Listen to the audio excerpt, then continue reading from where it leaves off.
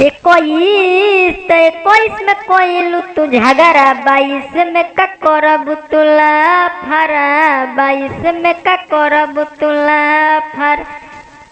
चमके तो चमकेला अखिया के कजरा, 22 में का करब तुला फरा, 22 में का करब तुला फरा। का करे तू आहारा जालू, का करे तू आहारा जालू।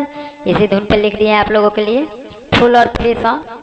आइए आप लोगों को सुनाते हैं फुल और फ्री सॉन्ग। हमारे चैनल पर नए आए हैं तो चैनल को सब्सक्राइब कर लीजिए, क्योंकि आप ही लोग के लिए ये चैनल है। आप लोग सब्सक्राइब कर लीजिए, लाइक कमेंट करके बताइए कैसा है कैसा नहीं है गाना, कैसा लिखना चाहिए कैसा नहीं लिखना चाहिए, वो कमेंट करके आप लोग बता सकते हैं।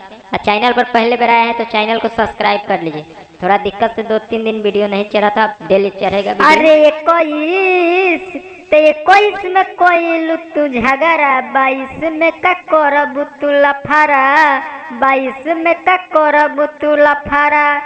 चमके तो चमकेला अखिया में कजरा, 22 में का करब तू लफारा, 22 में का करब तू लफारा।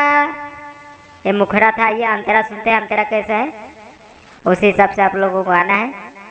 आइए अंतरा हम चलते हैं। हमारे चैनल पर नए आए तो चैनल को सब्सक्राइब लाइक कमेंट शेयर करके कमेंट करके जरूर बताइएगा कैसा लगा गाना। आइए आते हैं अंतरा में। होकी कमे उमर बैरानी, कोरोना एतना नादानी। होकी कमे उमर बैरानी, कोरोना तू नादानी। लइका के माथा जदी सन की, कदी हम सन पानी पानी।